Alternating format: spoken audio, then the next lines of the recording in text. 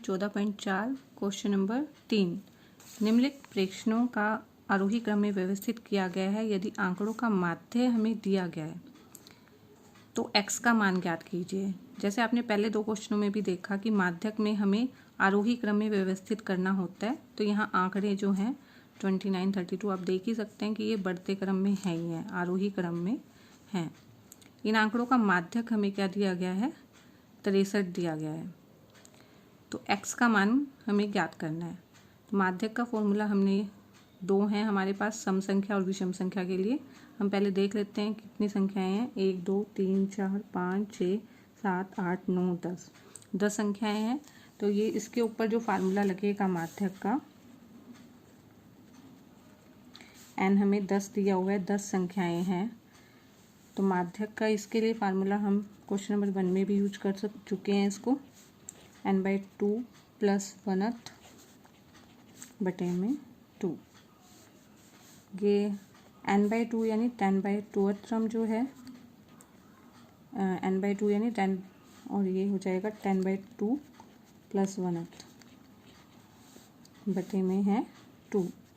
ये 5 हो जाएगा कट के,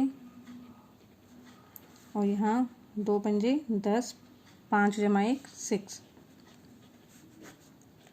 तो हम देखेंगे पांचवी टर्म कौन सी है, 1 2 3 4 5, ये है पांचवी टर्म, और 6 टर्म है ये x + 2। यहाँ से आ जाएगा ये x + 2। यहाँ फिफ्थ का मतलब है फिफ्थ टर्म कौन सी है, इसमें फिफ्थ नंबर पे कौन सा पद आ रहा है, 1 2 3 4 5 x आ रहा है, और छठे नंबर पे x + 2। तो फिफ्थ की जगह x और सिक्स्थ की जगह x + 2 बटे में 2। इसको सोल्व कर लेंगे। x और x कितना आ जाएगा, 2x प्लस में 2 बटे में 2, ये आ जाएगा। और हमें इसके अंदर माध्यक दिया हुआ है 63, तो हम ये माध्यक की जगह यहाँ पे 63 लिख देंगे। 63 = 2x + 2/2, क्योंकि माध्यक यही आया है इसमें और माध्यक हमें ये दिया हुआ है, तो हम इनको इक्वल रख सकते हैं। इनकी गुना कर लेंगे, 2 3 6 6 दूनी 12। 63 को 2 से गुना करके 126 आ जाएगा, बराबर में 2x + 2 है।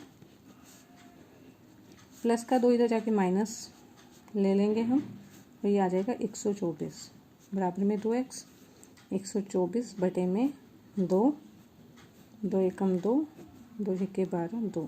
तो x बराबर में 62, x बराबर में 62, ये आंसर आ जाएगा इस क्वेश्चन का, क्वेश्चन नंबर 3 का। नेक्स्ट है क्वेश्चन नंबर 4। इसमें इन आंकड़ों का बहुलक ज्ञात करना है। बहुलक कौन सी नंबर होता है जो सबसे अधिक बार आए। तो यहाँ पे आप देख लेंगे, सबसे पहले यहाँ 14 है, 14 1 2 3 4 बार आ रहा है 14। उसके बाद 25 नहीं आ रहा कहीं पे भी, 28 भी कहीं नहीं आ रहा, 18 2 बार आ रहा है। तो इस तरह से 3 बार आ रहा है 18। तो हमने देखा 14 4 बार आ रहा है, 1 2 3 4, हमने सब पूरा चेक कर लिया। तो इसका बहुलक क्या होता है, बहुलक जो सबसे अधिक बार आने वाली संख्या है। तो सिर्फ 1 मार्क्स का क्वेश्चन है, आपने सिर्फ चेक करके बता देना कि ये है 14। क्वेश्चन नंबर 5 में हमें 60 कर्मचारियों का माध्य वेतन दिया गया है। ये वेतन है इतना, 3016 कर्मचारियों का है, 4012 कर्मचारियों का, ऐसे करके, और कर्मचारियों की संख्या 60 है। तो इसका माध्य वेतन निकालना है। तो माध्य निकालने का तरीका क्या है, हम यहाँ 3000 ये जो वेतन है इसको xi ले लेंगे, और कर्मचारियों की संख्या जो बारंबारता है ये होती है fi। इसको fi से डिनोट किया जाता है कि 3000 इतने लोगों की, कर्मचारियों की संख्या है जो, ये हम हमेशा fi से डिनोट करते हैं। तो हमें fi xi यानी इन दोनों की मल्टीप्लाई करनी होती है, इनकी गुना करनी होती है। 16 3 48,000, ऐसे आप गुना करते जाएंगे। 12 की 4000 से 48,000। जीरो वाली संख्या की गुना करने के लिए सबसे पहले जितने जीरो हैं पीछे उनको हम लिख लेते हैं। जैसे इसमें 3 है और 1 4 है, तो 1 2 3 4, तो 1 की 5 से, ये तो आपको चलो सिंपल भी पता है। यहाँ पे भी 3 जीरो पीछे हैं, इसमें 8 को 6 से गुना करेंगे 48। तो इस तरह से सिंपली हो जाता है। ऐसे हम सबकी गुना कर देंगे।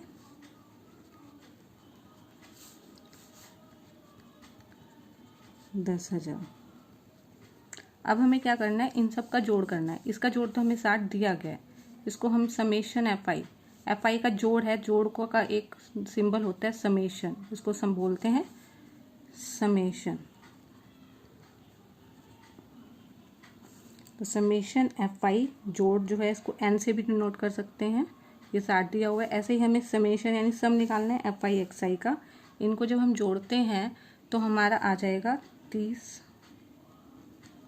जोड़ना सबको आता ही है, इन सबको जोड़ के इतना आ जाएगा। और माध्य का फार्मूला क्या है, summation I equal to 1 to n F I X I, यानी जो सम किया है ये आया है, कितना आया है, इतना आ गया, बटे में n है 60। एक जीरो से एक जीरो कैंसिल हो जाएगी और इसको रफ में हम भाग करके देख लेंगे। 6 से 6, 6 पंजे 30, 5, एक अक्षर उतारा लेकिन इस पे जा नहीं रहा, हम कहते हैं जा नहीं रहा, ये जीरो पे जा रहा है। तो 5 ऊपर से 0, 6 अट्ठे 48, 2 6 थी 18, फिर 2। अब यहाँ अक्षर खत्म हो गए तो पॉइंट में 0 लगा के 6 थी पॉइंट लगा देंगे ना उसके बाद, तो इतना आ जाएगा, आंसर आ जाएगा 5083.3।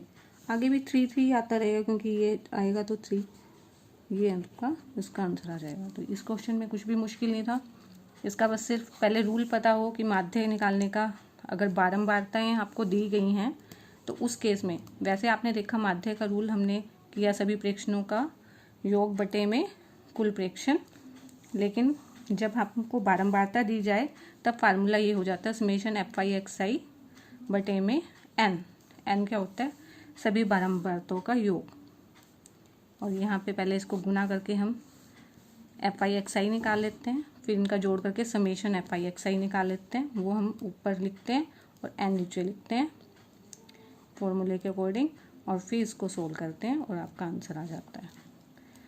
आई होप आपको 14.4 कंप्लीट समझ में आ गई होगी। अगर कोई प्रॉब्लम है तो आप कमेंट सेक्शन में बता सकते हैं। Please like, share and subscribe the video.